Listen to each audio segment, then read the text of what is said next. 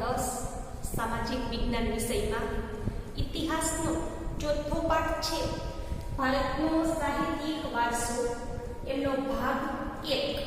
એમની માહિતી આપણે આજના દિવસે મેળવશું. તો આજના દિવસે ખાસ કરી અને ભાષા અને સાહિત્ય છે તે, ત્યાર પછી પ્રાચીન ભારતીય સાહિત્ય છે તે અને બ્રાહ્મણ ગ્રંથો છે તે, એની માહિતી આપણે આજના દિવસે મેળવશું.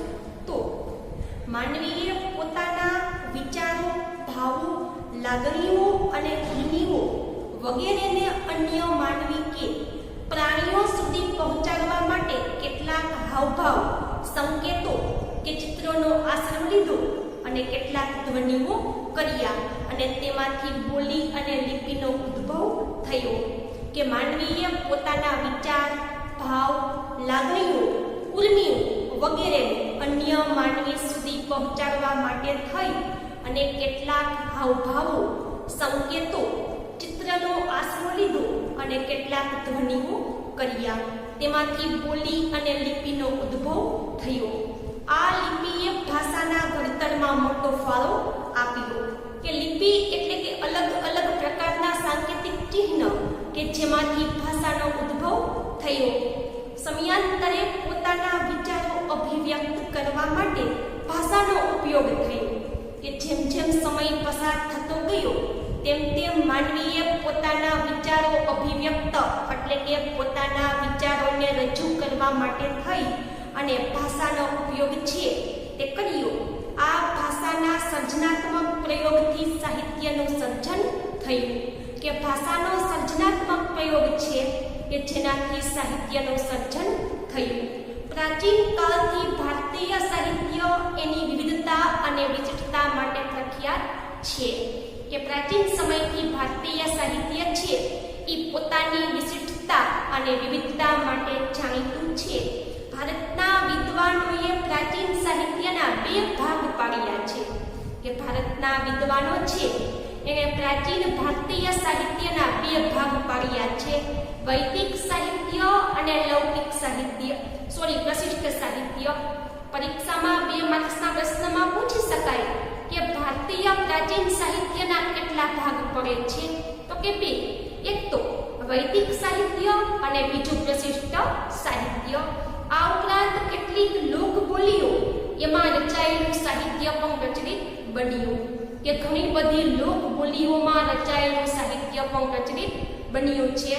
તો ભાષા અને સાહિત્યની વાત કરીએ, ભારતના ઇતિહાસમાં આપણે એક નજર કરશું તો સદીઓથી વિવિધ ભાષાઓનો ઉદ્ભવ થયેલો જોવા મળશે.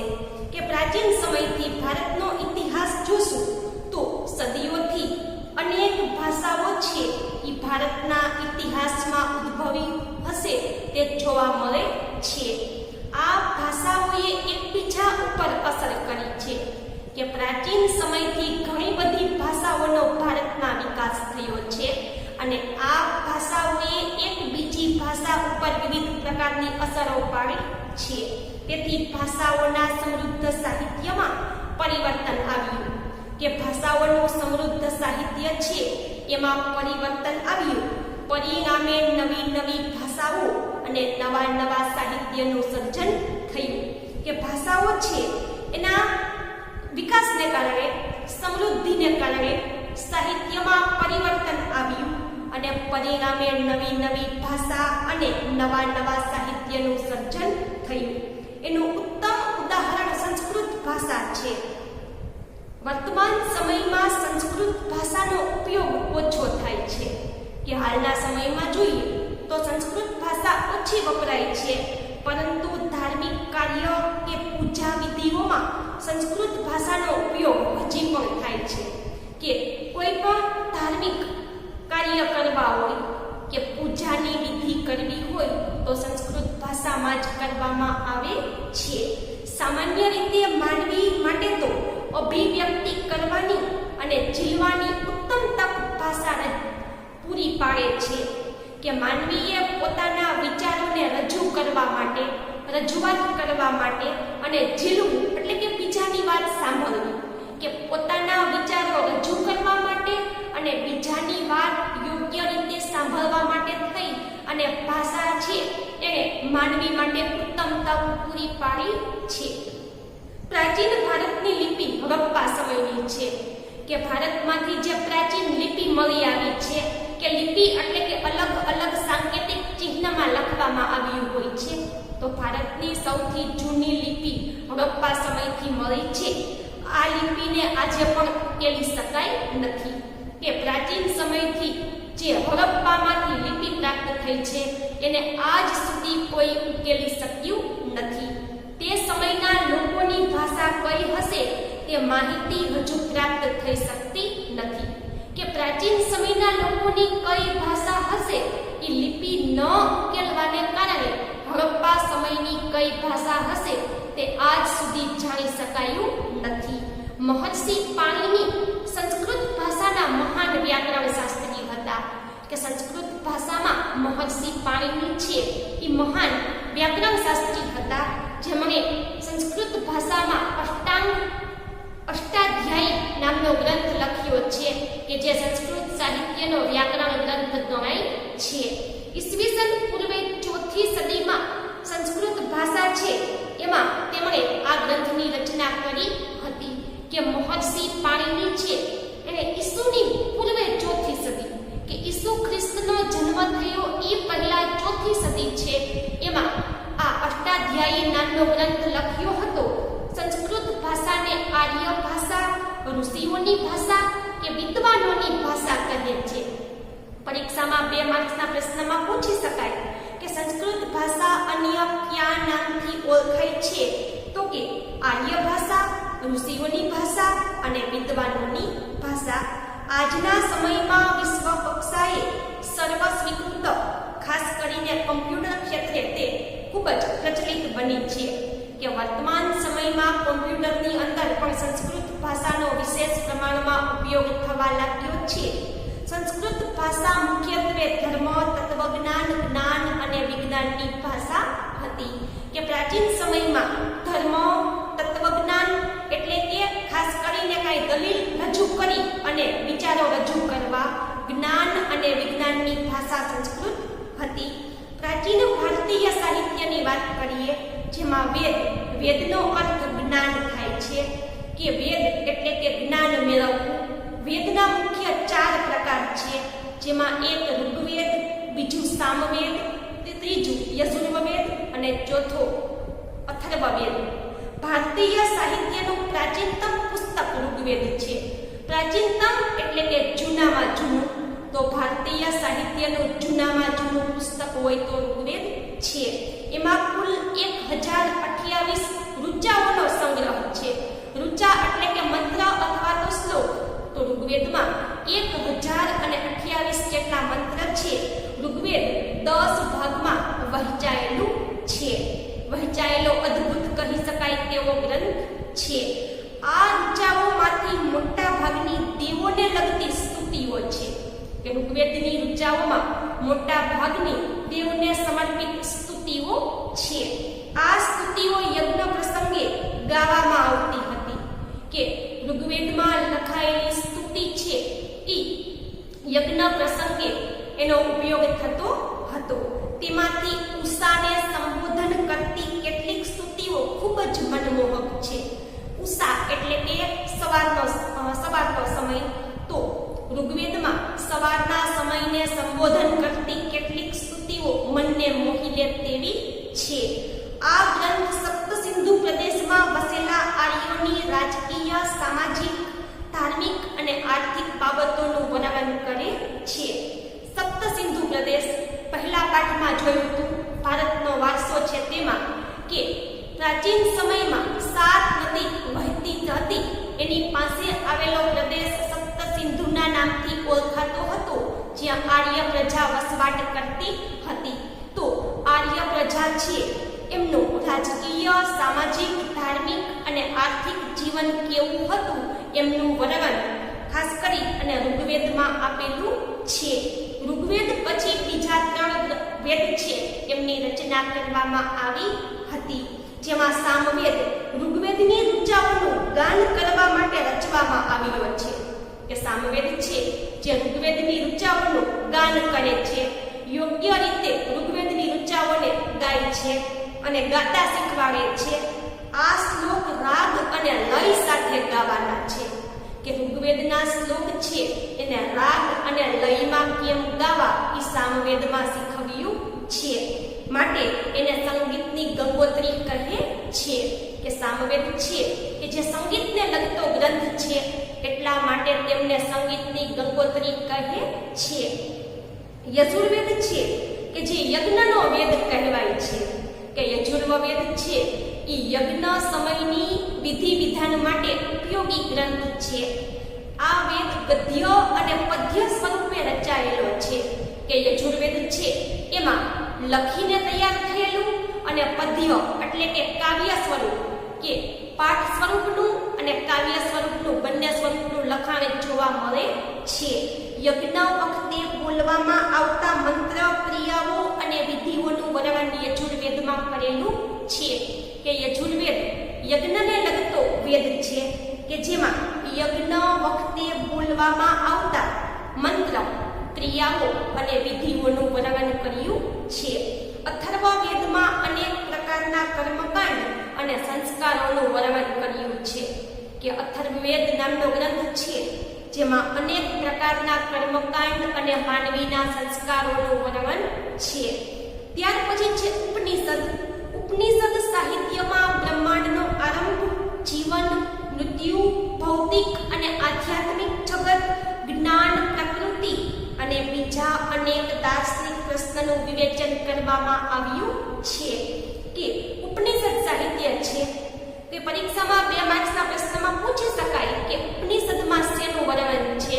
તો બ્રહ્માંડનો આરંભ કેમ થયો હતો, જીવન અને મૃત્યુ શું છે, ભૌતિક એટલે કે જે દેખાય છે તેવું માનવીઓનું જગત અને આધ્યાત્મિક એટલે કે ભગવાનનું જે નિવાસ સ્થાન છે તે, જ્ઞાન, પ્રકૃતિ અને બીજા અનેક દાર્શનિક એટલે કે ધર્મની સાથે સંકળાયેલા પ્રશ્નોનું ઊંડાણપૂર્વક વિવેચન એટલે કે ચર્ચા કરેલી છે.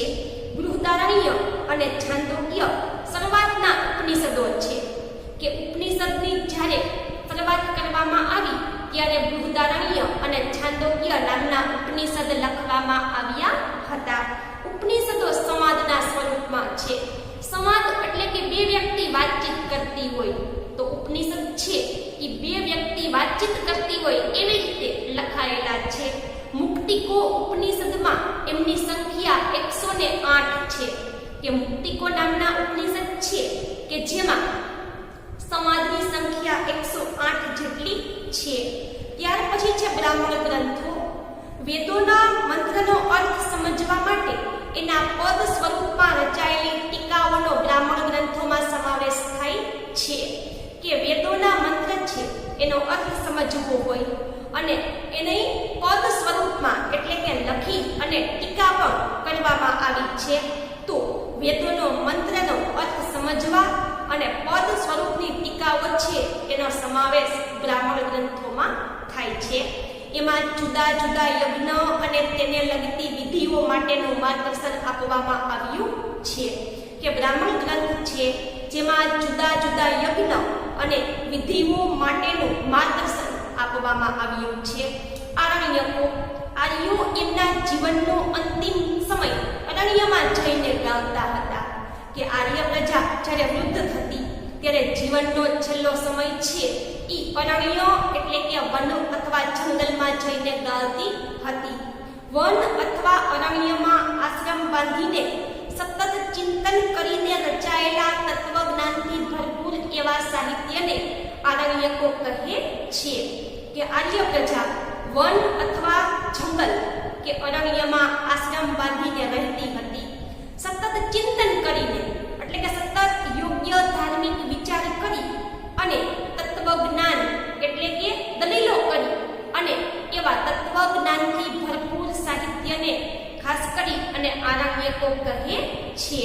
વેદાંગ, આ સાહિત્યમાં કર્મકાંડ ઉપરાંત જ્યોતિષ, વ્યાકરણ અને ખગોળશાસ્ત્રનો સમાવેશ થાય છે. કે વેદાંગ છે એમાં ખાસ કરી અને યજ્ઞ કે કોઈ ધાર્મિક ક્રિયા વખતે કર્મકાંડ કરવા હોય, જ્યોતિષ એટલે કે રાશિ ભવિષ્ય અને પંચાંગને લગતી માહિતી, વ્યાકરણ અને ખગોળશાસ્ત્ર એટલે કે અવકાશી વિજ્ઞાનની પણ એમાં ચર્ચા કરેલી છે. ભારતના બે મુખ્ય મહાકાવ્ય રામાયણ અને મહાભારત છે. કે ભારતના મુખ્ય બે મહાકાવ્ય રામાયણ અને મહાભારત છે. તેઓ ખૂબ પ્રાચીન ગ્રંથો છે. કે પ્રાચીન સમયથી ભારતમાં રામાયણ અને મહાભારત પ્રચલિત છે. આ મહાકાવ્યોનું વર્તમાન સ્વરૂપ તો ઈસુની બીજી સદીમાં મળ્યું. કે ઈસુ ખ્રિસ્તનો જન્મ થયો ત્યાર પછીની બીજી સદી છે. એમાંથી હાલમાં જે આપણે મહાભારત અને રામાયણ જોઈએ છીએ એનું વર્તમાન સ્વરૂપ મળ્યું. બાકી તે ખૂબ જૂના સમયથી લખાયેલા ગ્રંથો છે. રામાયણમાં અયોધ્યાના રાજવી રામચંદ્રની કથા છે. કે રામાયણમાં અયોધ્યાના રાજા રામની કથા છે. આ મહાકાવ્ય મહાભારત કરતાં ઘણું નાનું છે. કે રામાયણ મહાભારતની તુલનામાં ઘણું નાનું છે. એમાં અનેક દિલચસ્પ ઘટનાઓ અને સાહસોનું વર્ણન કર્યું છે. કે રામાયણમાં અનેક દિલચસ્પ એટલે કે હૃદયને સ્પર્શી જાય એવી ઘટનાઓ અને સાહસ એટલે કે જોખમી કાર્ય હોય. સાહસ કે કોઈ વ્યક્તિ જોખમી કાર્ય કરતા પણ ડરતી ન હોય અને હૃદય સ્પર્શી અને સાહસ ભર્યા કાર્ય છે એમનું વર્ણન રામાયણમાં કર્યું છે. મહાભારતમાં લગભગ 1 લાખ જેટલા શ્લોકની રચના થઈ છે. કે મહાભારતમાં લગભગ 1 લાખ જેટલા શ્લોક લખાયા છે. તે વિશ્વનો સૌથી મોટો કાવ્ય ગ્રંથ છે. કે વિશ્વમાં સૌથી મોટામાં મોટો કાવ્યનો ગ્રંથ હોય તો તે મહાભારત છે. કેમ કે તેમાં 1 લાખ કરતાં પણ વધારે શ્લોકોનું વર્ણન છે. પાંડવો અને કૌરવો વચ્ચે થયેલો યુદ્ધ એનો મુખ્ય વિષય છે.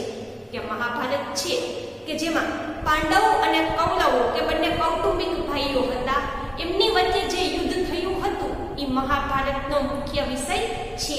તેમ છતાં એમાં અનેક નાની મોટી વાર્તાઓને પણ જોડી દેવામાં આવી છે. કે મહાભારત છે એનો મુખ્ય વિષય પાંડવ અને કૌરવો વચ્ચેનું યુદ્ધ છે. પણ છતાં એને વધારે સારી અને વાંચવી ગમે એ માટે અનેક નાની મોટી વાર્તાઓ છે એ પણ મહાભારતમાં જોડી દેવામાં આવી છે. મહાભારતના શ્રીમદ ભગવદ્ ગીતામાં ગહન દાર્શનિક સિદ્ધાંતોનું વિવેચન કર્યું છે. કે મહાભારત ઉપરથી લખાયેલો શ્રીમદ ભગવદ્ ગીતા નામનો ગ્રંથ છે એમાં ગહન એટલે કે ઊંડા, દાર્શનિક એટલે કે ધાર્મિક સિદ્ધાંતોનું વિવેચન એટલે કે શ્રીમદ ભગવદ્ ગીતામાં ઊંડા ધાર્મિક વિચારો છે એમને રજૂ કરવામાં આવ્યા છે. કે જેમાં મુખ્યત્વે ભગવાન શ્રી કૃષ્ણ યુદ્ધ કરવા માટે અર્જુનને તૈયાર કરે છે. ત્યારે એમણે જે ધર્મ અને કર્મનો સંદેશો અર્જુનને આપ્યો હતો એમનું વર્ણન શ્રીમદ ભગવદ્ ગીતામાં કરેલું છે.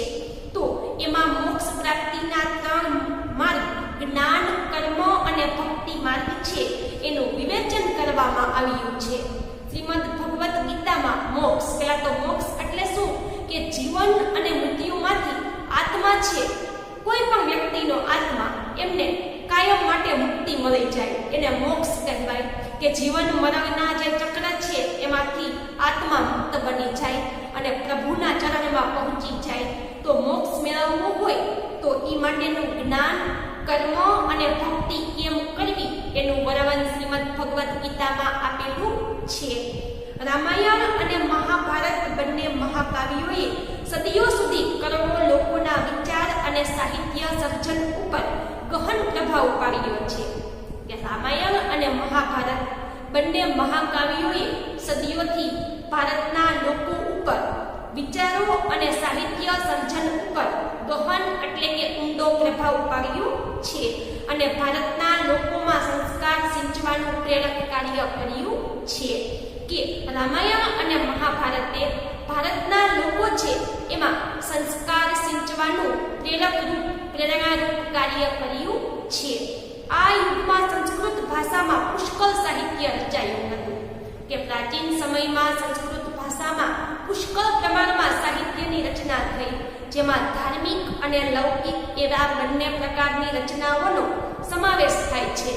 કે પ્રાચીન સમયથી સંસ્કૃત ભાષામાં અનેક પ્રકારનું જેમાં ધાર્મિક અને લૌકિક એટલે કે લોક ઉપયોગી અને પ્રકારની રચનાઓ છે એ સંસ્કૃત ભાષામાં લખાઈ. પુરાણોએ આરંભિક વૈદિક ધર્મને સમજાવવામાં મુખ્ય ભૂમિકા ભજવી.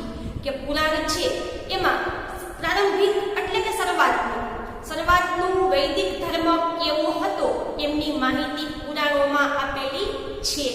આ સમયગાળા દરમિયાન અનેક શાસ્ત્ર અને સ્મૃતિ ગ્રંથો લખાયા. કે પ્રાચીન સમયમાં ઘણા બધા સાહિત્ય ખાસ કરી અને શાસ્ત્ર અને સ્મૃતિ ગ્રંથ સ્વરૂપે લખાયા. આ શાસ્ત્રો વિજ્ઞાન અને તત્વજ્ઞાનના ગ્રંથો છે.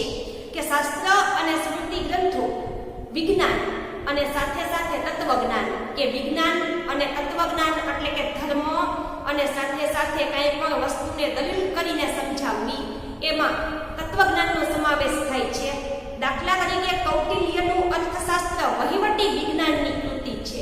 કે કૌટિલ્ય નામનો વિદ્વાન કે જેમણે ચંદ્રગુપ્ત મૌર્યને મહાન રાજા બનાવ્યો, એમના ગુરુ તો કૌટિલ્ય છે.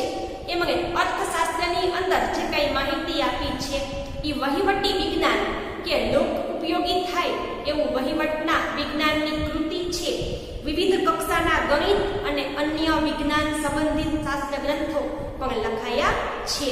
કે ખાસ કરી અને પ્રાચીન સમયમાં વિવિધ કક્ષાના ગણિત અને વિજ્ઞાનને લગતા શાસ્ત્રીય ગ્રંથ પણ રચવામાં આવ્યા હતા.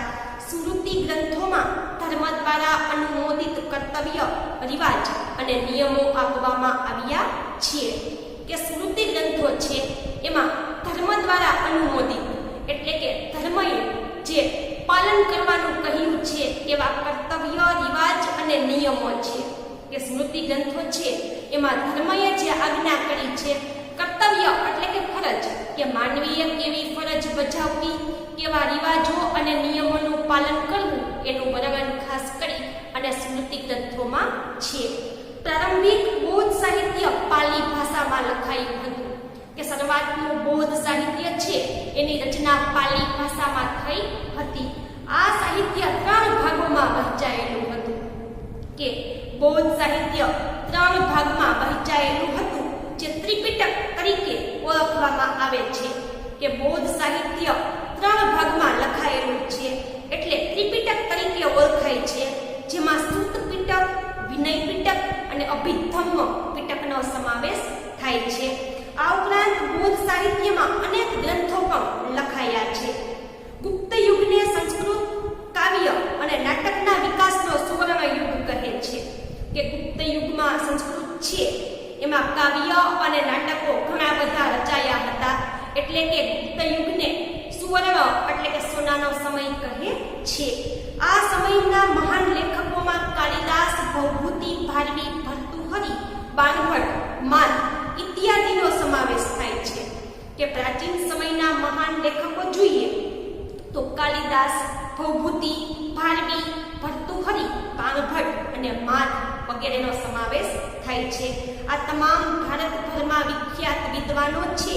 એમાં કાલિદાસ તો વિશ્વ પ્રસિદ્ધ સંસ્કૃત ભાષાના વિદ્વાન છે.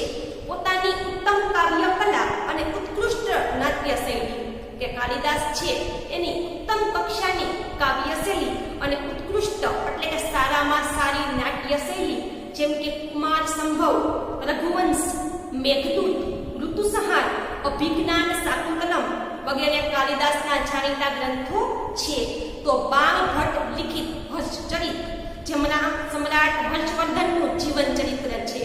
કે રાજા હર્ષવર્ધન છે એના દરબારનું એક રત્ન એટલે કે બાણભટ્ટ, એમણે રાજા હર્ષવર્ધન ઉપર હર્ષચરિત નામનો ગ્રંથ લખ્યો છે કે જેમાં સમ્રાટ હર્ષવર્ધનનું જીવન ચરિત્ર છે. બાણે કાદંબરી નામના ગ્રંથની રચના કરી હતી. આ સમયના અન્ય પ્રસિદ્ધ ગ્રંથોની વાત કરીએ તો ભવભૂતિએ લખેલું ઉત્તર રામચરિત, ભારવીનું કિરાતા અર્જુનિયમ, વિશાખા દત્તનું મુદ્રા રાક્ષસ, શુદ્રકનું મૃચ્છકટિકમ અને દંડીના 10 કુમાર રચિતનો સમાવેશ થાય છે. આ ગ્રંથોના મુખ્ય વિષય રાજકીય ઘટનાઓ, પ્રણય પ્રસંગો, રૂપકો, હાસ્ય પ્રસંગો અને તત્વજ્ઞાન છે.